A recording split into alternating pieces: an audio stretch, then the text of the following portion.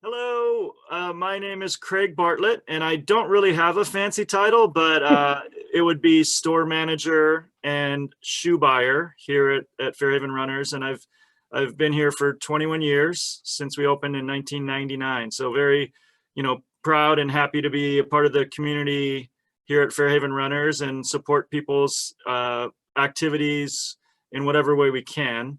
And I'm really honored and pleased to be invited to talk a little bit about shoes and our shoe fitting process. And then I'd love to answer whatever questions people have.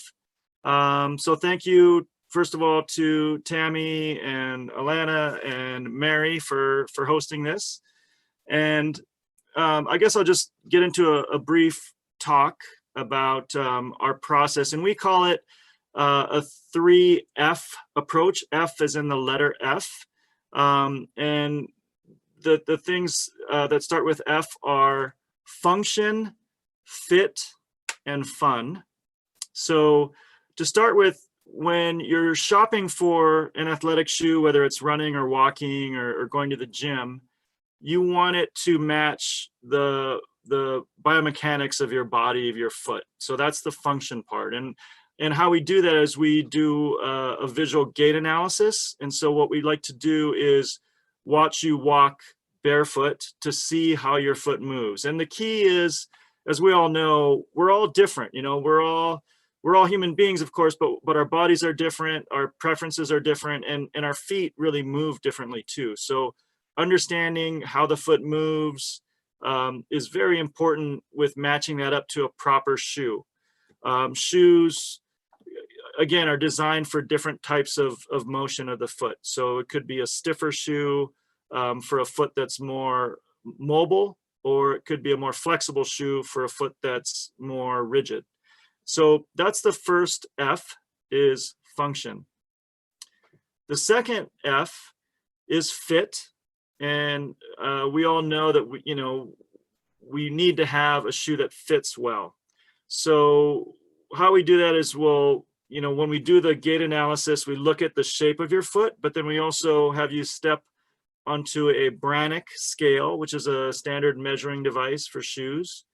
And we'll get a measurement based on the Brannock, and then, based on also our visual assessment of how high your arch is and how wide your foot is, we'll bring out the appropriate size. So that part's a little bit easier with the fit, but we start with a measurement. And then once we have the shoes on your foot, we can palpate with our fingers and see, how much space is in front of your toe and so forth. So the second F then is fit after function. And then the third fit, or the third F, is fun. And we want, when you're purchasing an item like a shoe, we want you to love everything about it. And so not only, how it works with your body and how it fits your foot, but how, maybe how it looks. So is there a fun color option that we can get for you? Is there a way that we can, change the laces out, and instead of a gray lace, put in a pink lace to make it more fun and more appealing visually? So those are things that we definitely offer and pay attention to as well. So that's a simple process. More and more, the trend in footwear is getting lighter as we get these materials that are very, very lightweight. And that's a nice thing. Almost everybody likes to have a light shoe compared to a heavier shoe.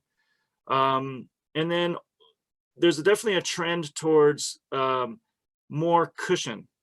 And that's something I've got old runner's knees, and my left knee, there's not much cartilage left. So I like a shoe that's really cushy, that helps absorb the impact. And there's a new brand called Hoka, which has been very popular. It's been our fastest growing brand.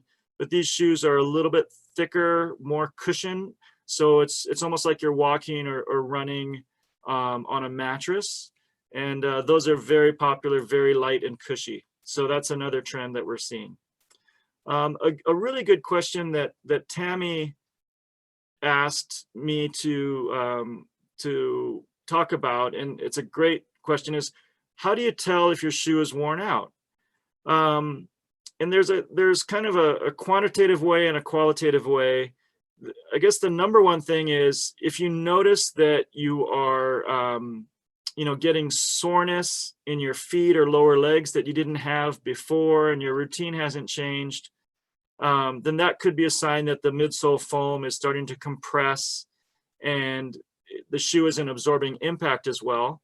So that's kind of, qualitative. How are my legs feeling in this shoe?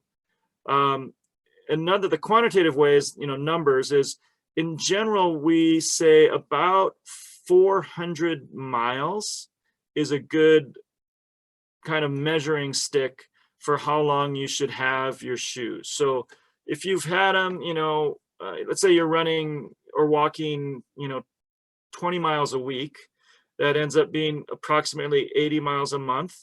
6 months at that rate is 480 miles. So if you're walking, that much, which is quite a bit, but some of you I know are out there getting exercise every day, 20 miles a week, you should say, you're going to need to replace those shoes about every 6 months or so.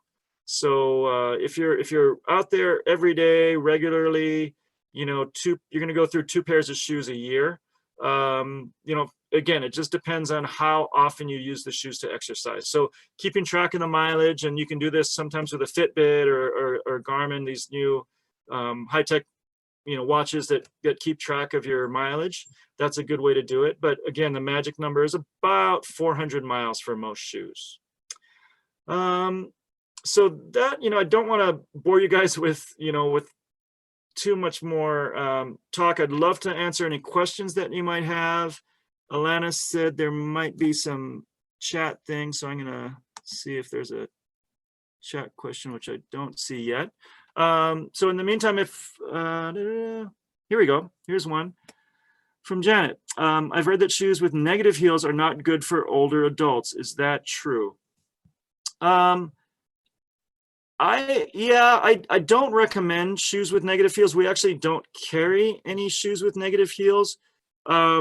What that does is it does really stretch out the Achilles and the back of the heel area. And I think as we get older, sometimes our flexibility isn't as good. So the negative heel, I would not recommend. We do have some shoes that are flat. So that's a 0 drop. It's not negative, but it's flat. And some people like those, but that's kind of what we call a minimal approach, where you're flat on the ground like you would be if you were barefoot. The other shoes that we have do have a slight ramp to them, meaning that the heel cushioning is generally a little thicker than the forefoot cushioning.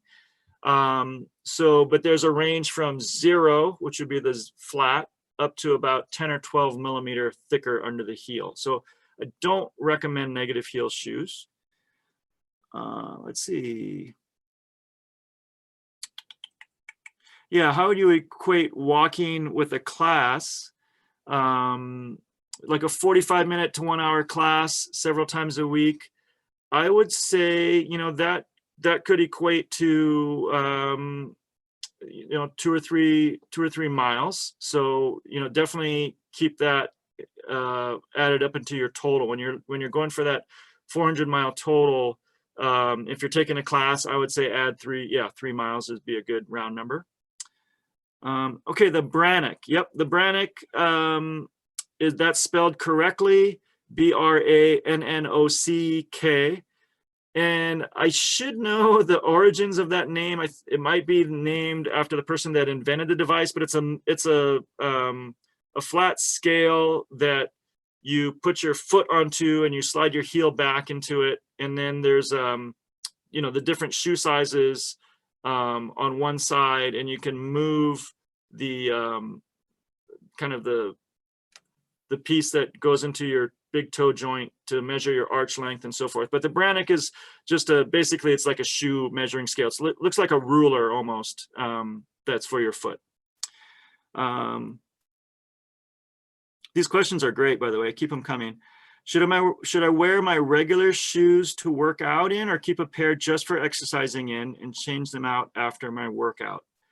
So either way can work. It depends on, it depends on what your regular shoe is like. So if your regular shoe is a good athletic shoe, then I would say that can do, both. Um, there can be a difference between a running shoe and a cross training shoe or a CrossFit shoe or a gym shoe. A gym shoe has a little bit more support for lateral side to side motion, whereas a run walk shoe is going to be more for straight ahead activity. Depending on how vigorous you are with the lateral motion, a running shoe will often be fine. My guess is that your instructors are often in a running shoe, which, but that would be a good question to ask, Mary or Tammy, and what do they prefer when it comes to what do they like to use in your classes. Speaking of Tammy and Mary, I have show and tell here. If you can see this. This is Tammy's favorite shoe. This is a shoe called the Brooks Cascadia. It's a trail shoe, which has good lugs on the bottom. So yeah, so I don't know if you've ever noticed Tammy wearing these. Maybe she's just using these when she's out running on the trails, but that is called the Brooks Cascadia. And this cute little shoe is Mary's favorite shoe, called the Brooks Ghost. Yeah, so Mary has a tiny foot, which matches her tiny body, and she wears a size 6.5 in that beauty. The color's not showing through, but anyway, that's a very popular shoe. And then this is a Hoka shoe called the Clifton. This is a really popular shoe. You can see it's a little bit thicker, very, very lightweight, but very well cushioned. And so the Hoka Clifton is one of our most popular models right now. Let's see, how does price equate?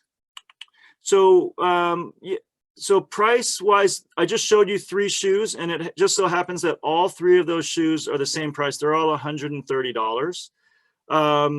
If you are a Y member, we give you a club discount, which is 10% off. So that would bring it down to $117, so it takes care of tax and a little bit more. But yeah, $130 is kind of the average price of a lot of our shoes right now. Like everything with inflation, shoe prices are creeping up a little bit. I feel like a couple of years ago, the average price was $120. I would say a lot of our more popular shoe models now are about $130. Let's see. Oh, how does price equate with quality? I would say that it doesn't necessarily mean that if you pay more, you're getting a better shoe, but there is a big difference, I think, between a shoe that you would buy at, say, Walmart or Fred Meyer's that you can get for, 50 or 60 bucks. That's going to be a much lesser quality shoe than what we carry at Fairhaven Runners. At Fairhaven Runners, we definitely carry the higher end and better quality product. And most of those are going to be, $100 to $110 up to about $160. So that's kind of our main price range, 110 to 160, with, kind of the median prices being 125, 130. Boy, there's so many great questions here. Could we replace the insoles to extend the life of a favorite shoe? Great question. Yes and no. The insoles that come in shoes are quite light and fairly flimsy. They're designed to mold quickly to your foot. Typically, when a shoe is really broken down, it's the midsole foam that is broken down, and the insole isn't going to fix that.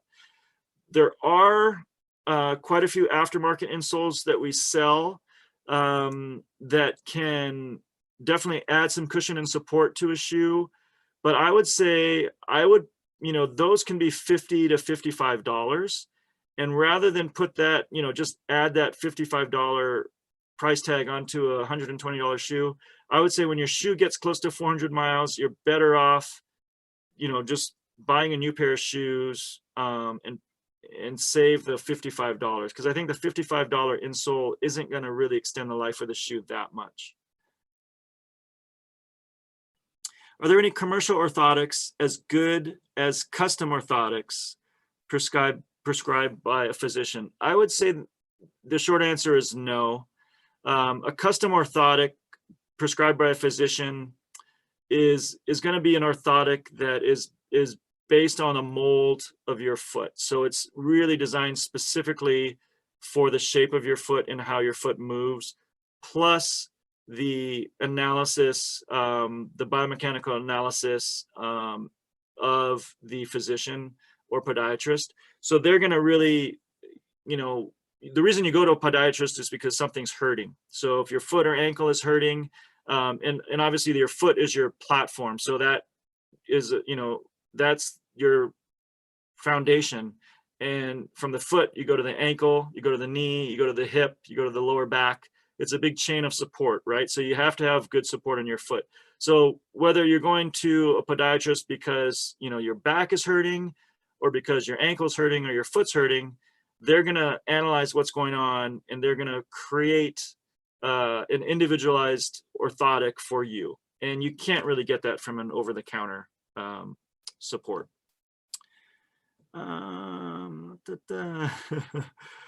Let's see. What about inserts? Do you recommend any brand? How do you fit them? So inserts, it's a similar fit process to shoes. We have a range of brands that are all good. I think the key again is really comparing and trying them on. So one part of the shoe fit process that I didn't talk about enough earlier was it's really good to try on at least 3 or 4 different shoes and just really put them on, lace them up.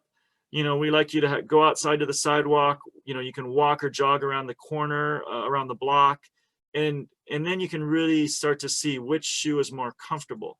Similar with an orthotic, you want to be able to put them into your shoe, stand up, walk around in them, and be able to compare and see what's more comfortable.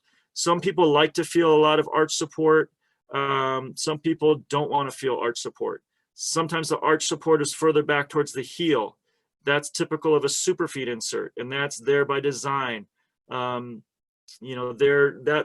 further back position, almost support between the arch and the heel, is a very stable position that helps support the lower leg bones, like the tibia bones.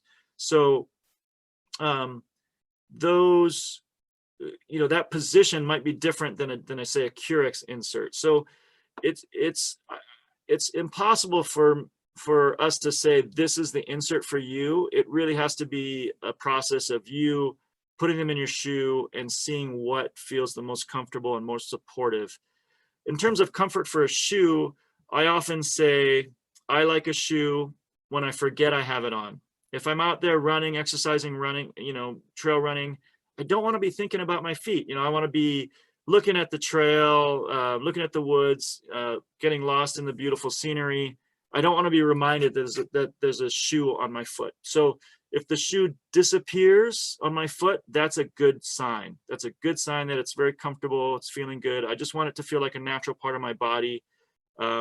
If I feel a certain pressure point under my arch or around my toes, that's generally not a good thing. So the less you feel the shoe, often that's a sign that it's a better fit.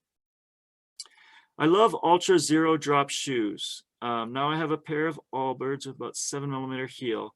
What about going back and forth between them? Better to stick with zero drop or the 7mm and not go back and forth? I would say it's fine to go back and forth between a zero drop and a 7mm drop, as long as it works for you. There's nothing inherently wrong with going back and forth. I think actually there's inherently some good things with that kind of variety and changing things up. I think that exercising on different types of surfaces is really good. If you're always on a treadmill or you're always on the pavement, you would probably benefit from getting off of those surfaces and maybe, going around Lake Padden, which is a little bit less smooth. So I think your body has to adapt to differences, and adaptation keeps the body pliable and moving well and healthy. Let's see. Can you talk more about the differences between high-end shoes that you sell and the economy shoes at major retails. Yeah, there's going to be a difference in materials. So the upper materials, I would say at a major retailer like a big box store, are going to be not as they're not as dialed in. So they're a little bit maybe thicker and stiffer. And then the foam underneath the foot. So the foam, what we call the midsole, that is the main kind of support piece of the shoe. And the midsole foams on a higher end shoe is going to be typically lighter, softer, but also more durable. I think a cheaper midsole foam, like just a sheet EVA, is not going to hold up as well, and it's not going to have as cushioned of a feel, and probably heavier too. Should you have to break in a shoe to make it comfortable? Great question. The break-in period on a good run walk shoe is very, very small. And that also depends a little bit on each individual.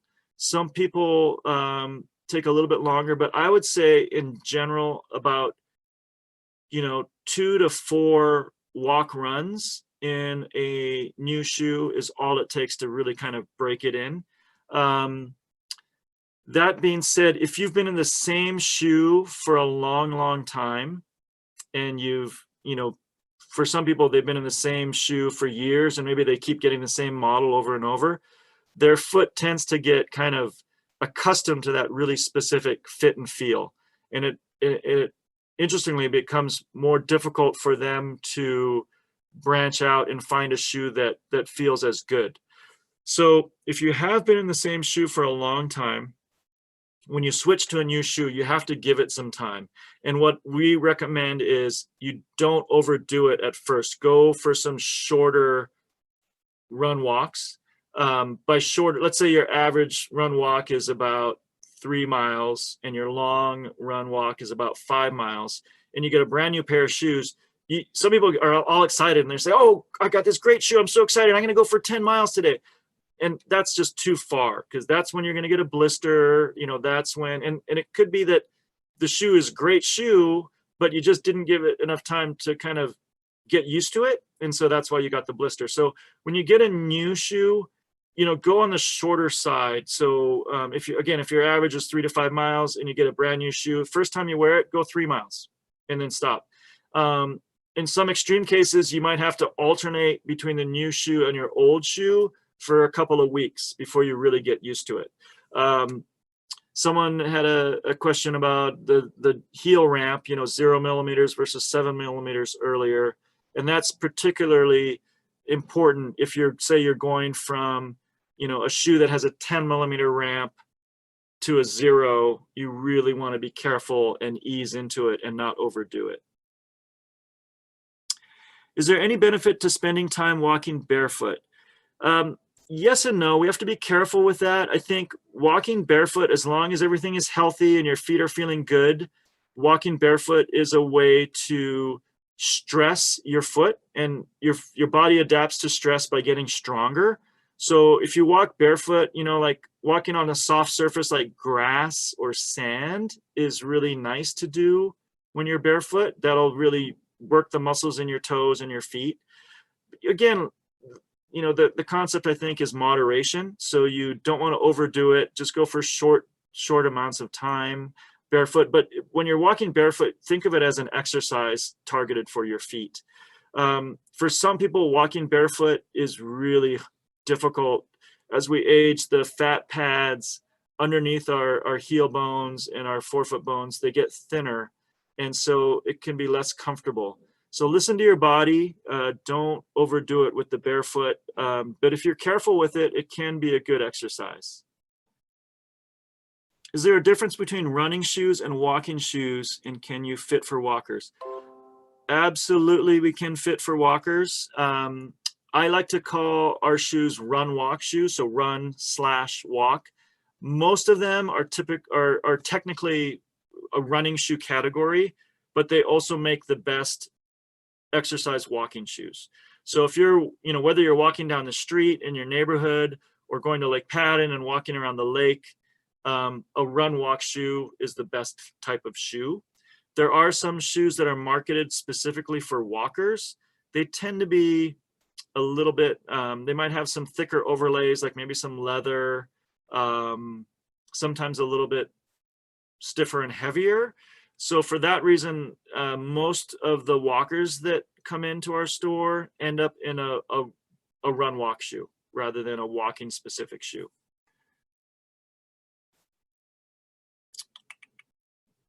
Seems like every time I buy shoes, I'm faced with new models and new technology. Why can't I replace shoes I like with the same thing? You know, great question. We hear this a lot, and a lot of it's marketing, but a lot of it is advances in technology and materials. So just like, you know, it's hard to go out and buy the same car year after year because they change, right? So the car models are always newer. And is it necessarily because they're making them better? That's arguable. But there's a reason why we're not going out and buying, you know, a Volkswagen Beetle every year from 1962. It's because technology has changed. You know, there's hybrid gas electric cars now. There's fully electric cars now that weren't available, you know, 5-10 years ago. So that's a similar thing to the shoes. They do try to update the models about once every year. Typically is a lifespan of a shoe. Often with a really core shoe, like Mary's favorite shoe, the Brooks Ghost. That's a core shoe that really they've learned that they don't want to mess this shoe up because it has such a great following. They don't want to change it too much. So they might, you know, make the material in the upper a little bit thinner. They might change the overlay, which is kind of a support strap on the top of the foot. They might add a flex groove, a very small flex groove underneath the outsole. The main thing though is going to be a cosmetic color change.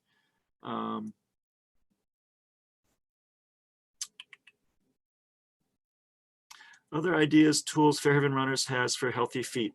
We do have quite a few different products for healthy feet. You know, we have self-massage tools. You can massage your foot with a foot massager. You know, good socks, compression socks, straps for, you know, for ankles or knees. We have a wide range. We have this device called Correct Toes, which helps spread your toes. And if you have hammer toes or bunions, that's a really, really nice and effective tool to help with, you know, toes that are starting to have issues. So yeah, we got lots of different things. I feel like I'm coming to the end of our time here.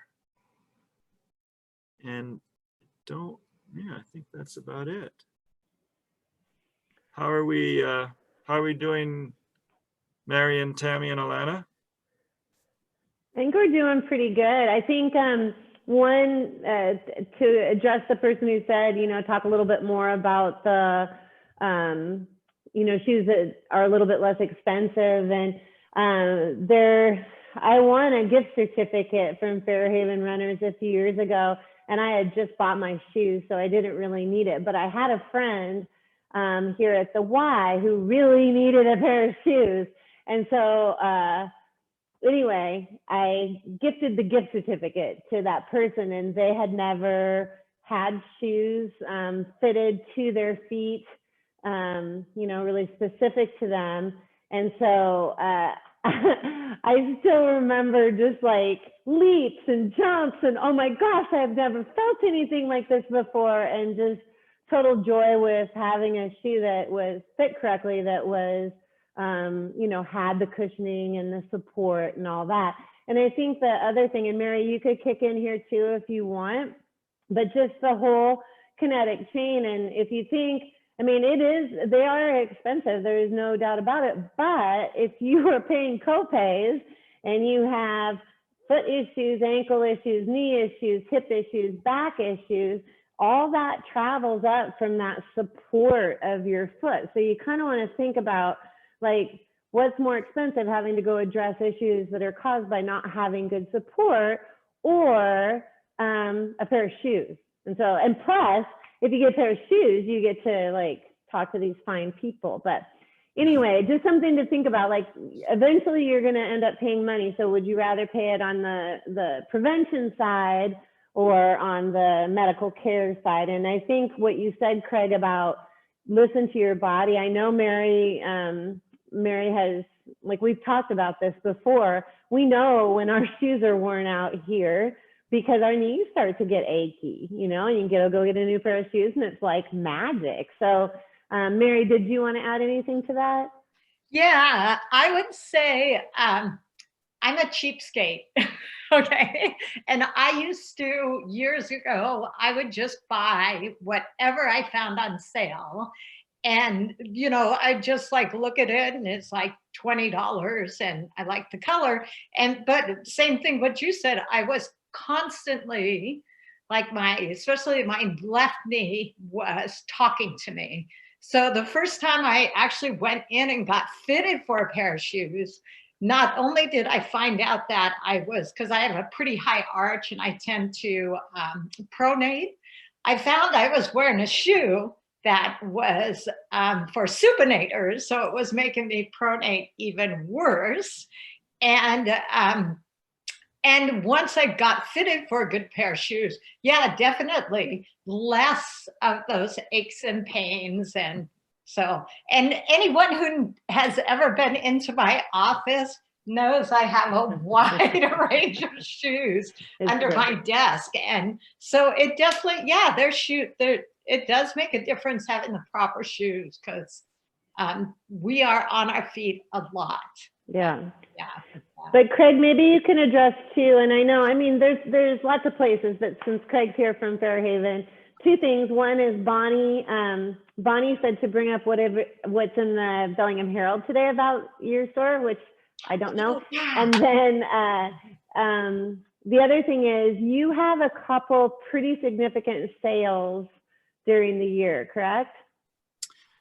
Yeah, and this year with COVID, it's been difficult because our sales tend to be really big and crowded. So our sales typically, you know, we have an April sale, and then we have a September sale that coincides with the Fairhaven sidewalk sale. And so this year, you know, we made it a virtual sale where we're really encouraging people to go to our website to get their sales shoes and pay for them over the phone, because we didn't want it. We just couldn't have it crowded here at the store. But yeah, we typically have one in April and then one in September. We do have a really good selection right now of sales shoes. So you can go to our website, fairhavenrunners.com, and that's a great source. It'll list all the shoes and show pictures of them and show what size they are. So and those are typically 30 to 40% off. So that's a really great way to save some money. But yeah, Tammy's great point. You know, being proactive and spending the money on a good shoe is such a more positive and fun way to spend your money than spend your money going to the doctor and paying for doctor's bills. So it can be a really, really effective preventative if you're exercising regularly. Just plan, you know, budget, you know, again, the magic number is 400 miles, but, you know, whether that's one pair of shoes a year or two pairs of shoes a year, depending on how active you are, you know, budget that in. And I think it's just going to be a lot more fun way to spend your money, and it's going to keep you healthy and keep you away from the doctor. So, again, yeah, great point by Tammy. Yeah, I think the sale thing, again, please go to our website. Right now we're currently, you know, the way we're dealing with COVID, I think, is very, very safe. We are requiring masks, and we're doing social distancing. So we have a maximum of 4 customers allowed. We do have this great new, the article in the Herald today, great new air purification system. So it is amazing. It's state of the art, but it basically, you know, filters the air through, and it cycles through the whole amount of air, you know, quite rapidly. It gets rid of any kind of viruses in the air. It cleanses the air. So it's a very, very safe and clean environment, you know, given our current time. So we're really proud and excited about this new air purification system we have. Thank you so much. Yeah, Thank you, much guys. appreciated, Yeah, Craig. thank you for inviting me. And it's always great to see you guys, Tammy and Mary. Have a wonderful rest of your week. All right, thank you. Thank you all. Bye-bye.